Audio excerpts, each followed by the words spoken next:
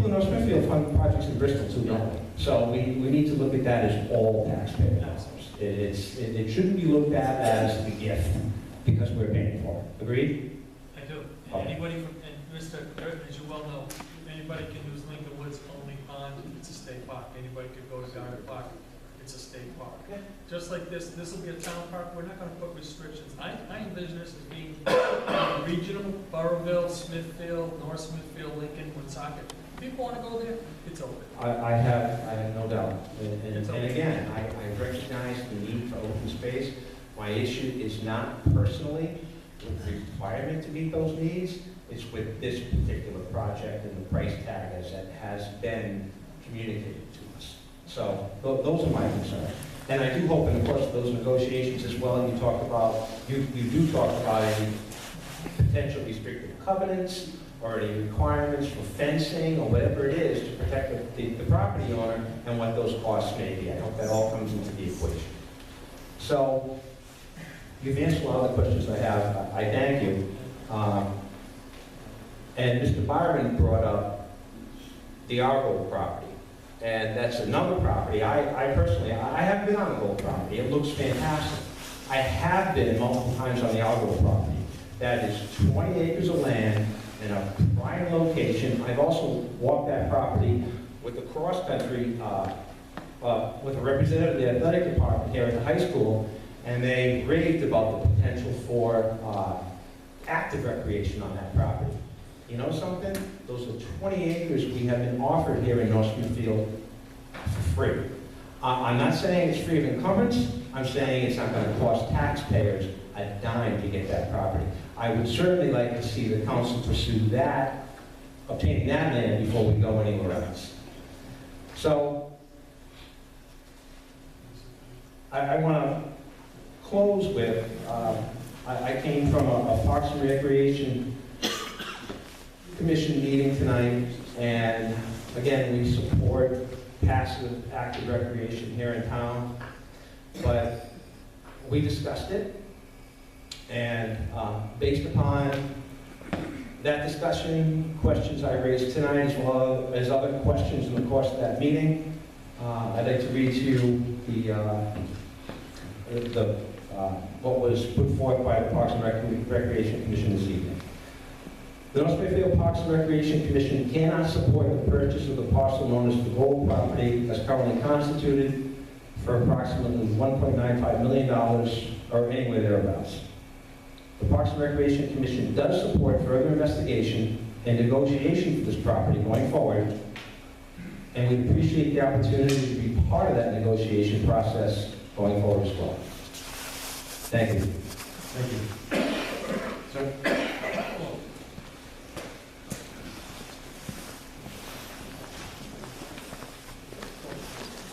Sorry about that. Phone councilman. Yes. How you doing? Always a council. It's amazing to be on this side, it really is. My name is Paul Leclerc. Council and I'm from- emeritus. Excuse me? Council emeritus. Remember you see those license plates? Yes, I'm from 286 Old Oxford Road, and I was the vice president of the town council when this first piece of land was presented to us. Before I start, I want to thank all of you for your hard work. I know what it's all about. I've been there, and I respect the fact that you spend the time you do, and it means a lot to me as a representative. What I'd like to do is ask some questions so that I can get a better understanding of what's going on along with others in the community about the Gold property purchase. I have a couple of questions I'd like to kind of zip through. I know we've been here for a while. But one of them is, has the town already budgeted the new proposed debt from this bond in the current budget? And if not, where are the funds coming from for the new proposed land purchase? So is there a line item already? Or if there has to be a line item, it's going to be budgeted for next year, or how is this all going to be paid? There is no current line item. So there is a line item that can be designated? There is no. There is no line item, okay. Line All right, item. thank you. Another question is there a newly revised, as of this year, fully executed and stamped survey of the property, proposed property, that was received from the property owner as of yet? There's not. So the reason why I bring this up is because when the first time it came around, they had a survey that wasn't completed. The boundary lines weren't all established. The wetlands, they couldn't be identified, or even the square footages of the wetlands. There was a home and a barn that wasn't included, but now we have a different scenario. We have a different piece of property. A home and a barn is going to be kept, but a survey is going to have to be done, because until you have a survey, you really don't know the scope of the boundary, what you're buying.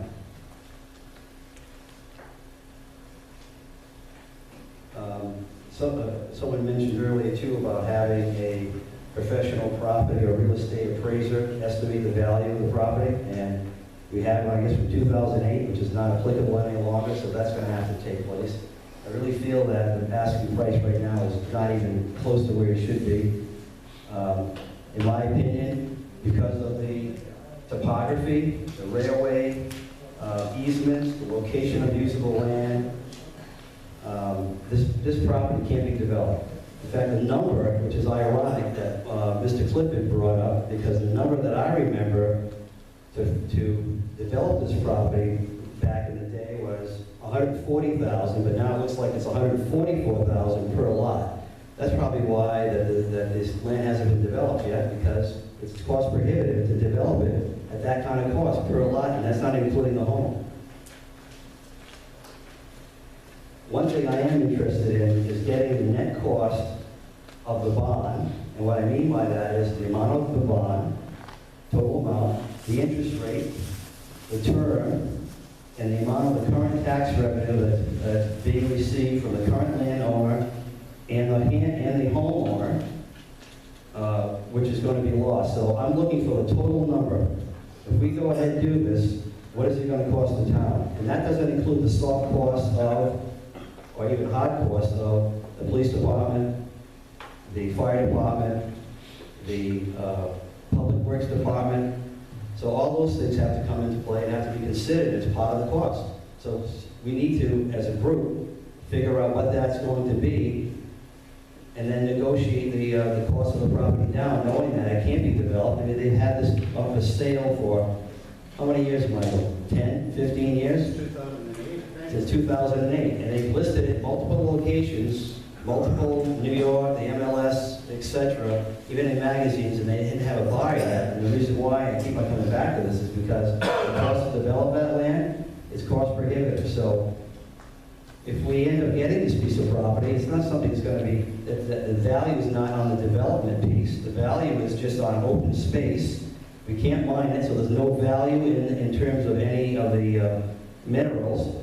Is it a nice piece of property? Yes. Have I walked the property? Darn right I have. It's beautiful.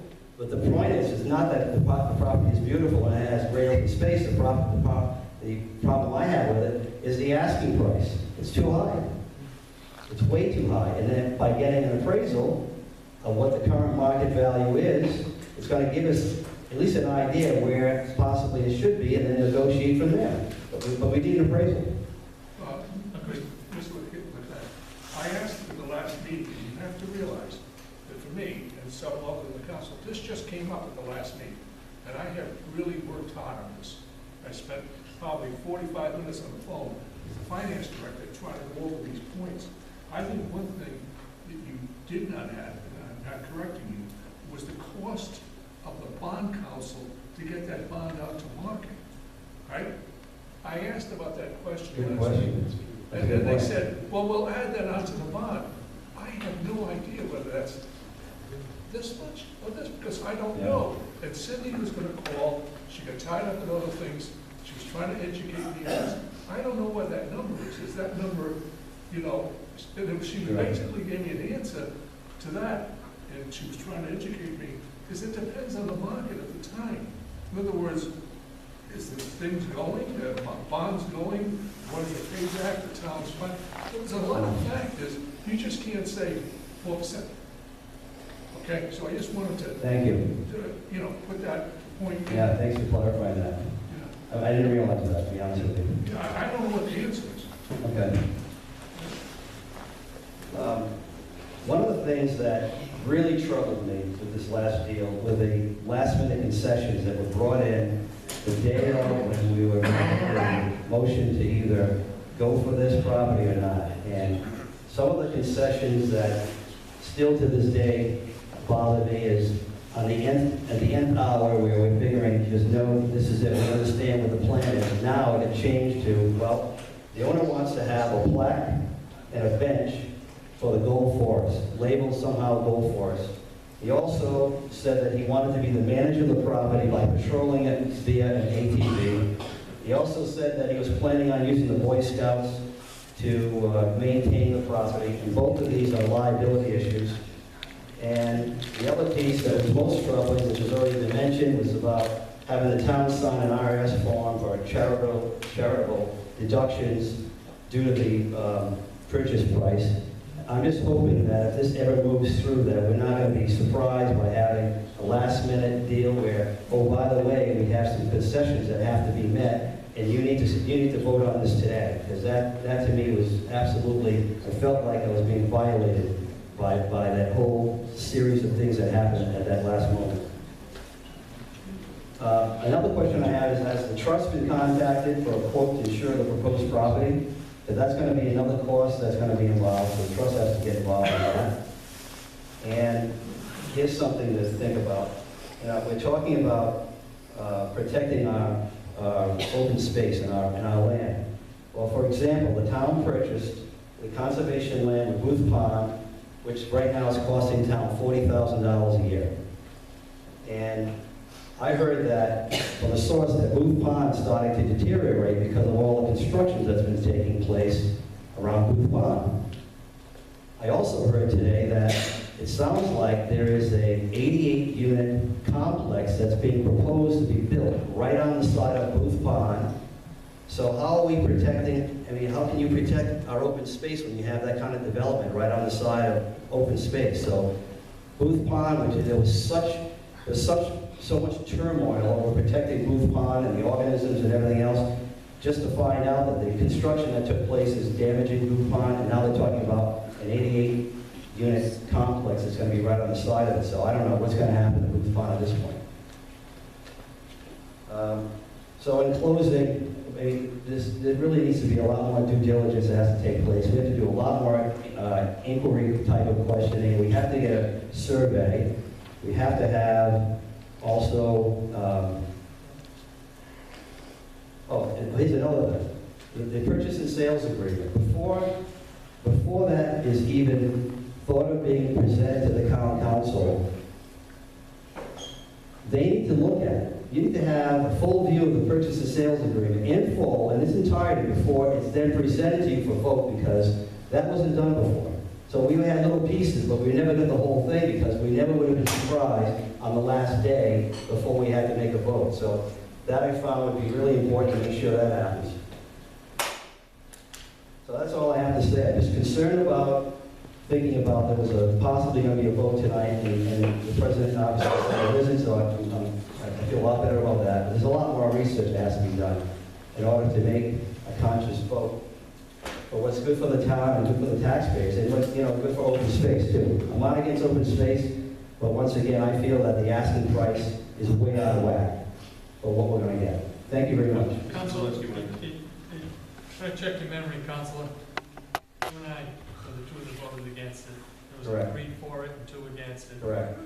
I don't know if you recall my memory, my reasoning for voting against it was because in the 11th hour, I had access to the full plan and the purchase and sales agreement. That afternoon, I studied it and said, whoa, where did these 2 lots across the street disappear to? Do you recall that? I recall that was your reason, yes. Yeah, because those 2 lots would have provided parking right on the rail bed to provide ingress and egress for folks. That's why I voted against it. Had other issues with the premium to be paid for unminable materials and all this other stuff. Yeah. So I'm nodding in agreement with you. I nod in agreement with Councilor Byron on some things. We need an appraisal. Absolutely. We've heard real estate experts tell us that prices of land has kind of come down. And then we hear testimony about how much a lot goes. You know, the Blunders is probably one of the most difficult lots to develop in this town due to all of the ledge and the blasting that goes on over there. And yet they're selling slowly. very slow, right? Tom, where they have 3 houses over there now, they're on the 4th. Yeah, might be on the fourth. they're on the 4th now. I try through it pretty much all the time to see what's going on. Here's the thing, I don't want to, I'm gonna let Council President Beauregard speak about something that may happen or may not. But I think everybody up here is in agreement that an appraisal should be done.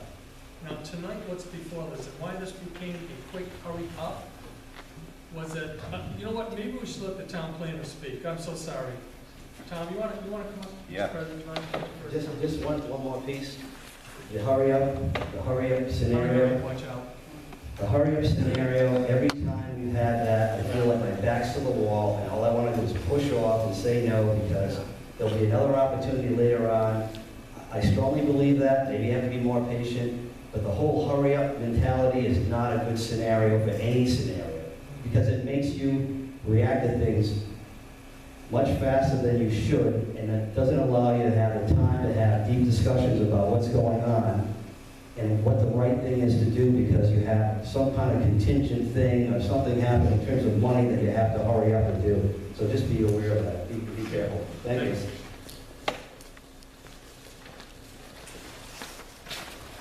Right. I feel like I should have went first tonight. You're here tonight, right, because I submitted the resolution. Resolution is required essentially to authorize me to submit a grant, right, which I have to do by Friday, since because we'll be going next week. But in it, we're modeling these documents after the stuff in the file, so I don't know if the previous price was in the previous resolution like this one is. If it wasn't, I take responsibility for that. But I'd like you, with respect to whatever you do, if you're going to vote to in favor of this resolution to let me submit a grant or not, I think you should take out that last sentence there. It says total estimated cost of acquisition is, $195. It's not relevant. Of course, we have to get it appraised. And that appraisal, has to be 6 months or newer. So we don't know what the price is going to be, but this is simply to your authorization to tell me to submit it or not. That's all you're doing. Heard a lot of other things that people made sense all the way around. The only thing I should clarify is there were 2 other property owners that wrote letters to me, the planning office, expressing interest to sell for similar reasons. Those properties were placed in the comp plan, which is in draft form. It's being reviewed and worked on by the planning board, so that's not really finalized yet, but any one of these 3 properties could come into play. If Mr. Gold walks away, it could be the other 2. If we should receive a grant award for the right price and the town wants to move forward. So there's a lot of fluid pieces to this. I just asked that one, we're not committed to that price. Of course, we have to get it appraised, so I wanted to just throw that in. And I agree totally with surveying. Of course, everything would have to be surveyed as well, DNS adopted. But all those items are 50% reimbursable to DDM. Checklist to receive funds from DDM, just looking at it again today, is PNS. And the appraiser. Is there purchase and sales? Purchase and sales is required. It is? Not for Not to tonight, apply vote for the on it. grant. But if you were to get funded, yeah, you'd have to Yeah. execute that stuff, so. There's a lot that would have to be done from tonight. Well, what you're saying is we could get the grant, you could get the grant and apply it, like you said, a gold walk away. There's other areas that we could apply it to, so you can apply for the grant. Yeah, exactly. And let me say this too, I agree with that Clifford. I think in Barberville, there are huge tracts of land in Barberville that where our DEM's acquiring open space. They like to add on to those existing protected lands to make huge ecological units that exist there already. The times we deviated from that were, let's say, when we were building the bike path, because that rail bed it was just exuding, it was the right thing to do to connect Harrison and Pasco, and that came into space. So it was a real good active component to that one. In this town, you don't have those big tracts, so I agree with granting properties, and maybe even have the Conservation Commission do that with the ones we're putting in the top there. It's not approved yet, but when it is, they can sit down and rank them and put it out. We can be ready. We weren't really prepared. I got hired in December. We've been doing a lot of things. One of the things I've been waiting on is trying to get you guys a report to just tell you what it is we've been doing. But, I agree with a whole lot of what everyone's saying, so. So, Tom, just for redundancy,